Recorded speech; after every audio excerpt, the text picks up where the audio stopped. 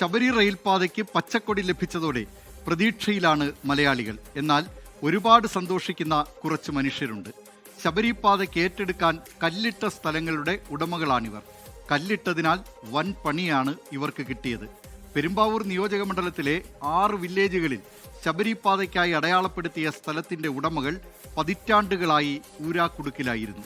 അടയാളക്കല്ല് ഭൂമിയുടെ ക്രയവിക്രയത്തിന് തടസ്സമായതോടെ ദുരിതത്തിലായവർക്ക് പദ്ധതിയുമായി മുന്നോട്ടു പോകാനുള്ള സർക്കാർ തീരുമാനം ആശ്വാസമായിട്ടുണ്ട്. കാണാം കൊച്ചിയിൽ നിന്ന് ആൻമരിയ സണ്ണി തയ്യാറാക്കിയ റിപ്പോർട്ട്. പ്രതീക്ഷയുടെ ചൂളം വിളി.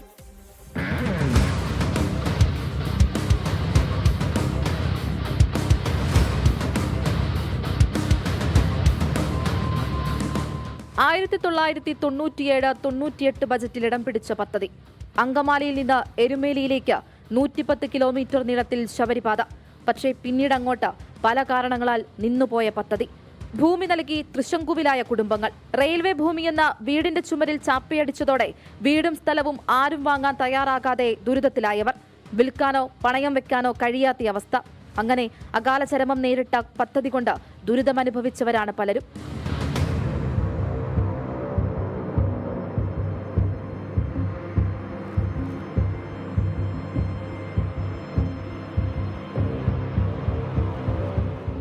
അങ്കമാലിയിൽ നിന്ന് കാലടി വരെ 7 കിലോമീറ്റർ ദൂരത്തിൽ റെയിൽവേ ലൈന്റെ നിർമ്മാണം പൂർത്തിയായതാണ്. എന്നാൽ തുടർചലനങ്ങളൊന്നുമില്ലാതെ ചേലാമറ്റം, ഒക്കൽ, കൂവപ്പടി, പെരുമ്പാവൂർ, രായമംഗലം, അശമന്നൂർ, വെള്ളൂർക്കുന്നം, വെങ്ങൂർ വെസ്റ്റ്, മൂവാറ്റുപുഴ, എരുമേലി അങ്ങനെ നീളുന്നു ദുരിതമനുഭവിച്ചവരുടെ ഇടങ്ങൾ. എന്നാൽ മരവിച്ചു കിടന്ന പദ്ധതിക്ക് സർക്കാർ പുനർജന്മം നൽകിയതോടെ കാത്തിരിക്കുന്നവർക്ക് പുത്തൻ പ്രതീക്ഷകൾ നൽകുകയാണ് തീരുമാനം.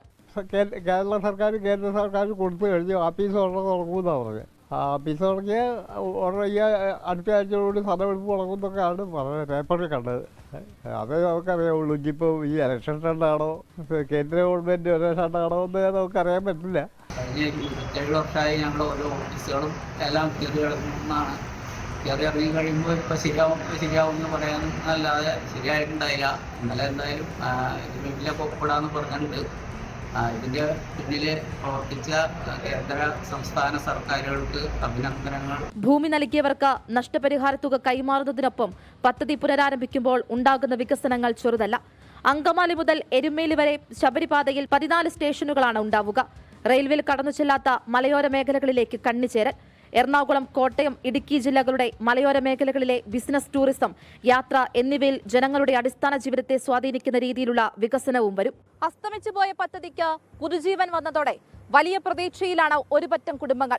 ഇനി വേണ്ടത് ആ പ്രതീക്ഷകൾ കെടാതെ കാത്തുസൂക്ഷിക്കുകയാണ്. കൊച്ചിയിൽ നിന്ന് ആൻമരിയ സണ്ണി, 24. ലോകത്തെവിടെയായാലും ഏത് സമയത്തും 24 വാർത്തകളും ഓഗ്മെന്റഡ് റിയാലിറ്റി പാക്കേജുകളും എക്സ്പ്ലെയിനറുകളും വിശദമായി കാണാൻ ഞങ്ങളുടെ യൂട്യൂബ് ചാനൽ നിങ്ങൾക്ക് സബ്സ്ക്രൈബ് ചെയ്യാം.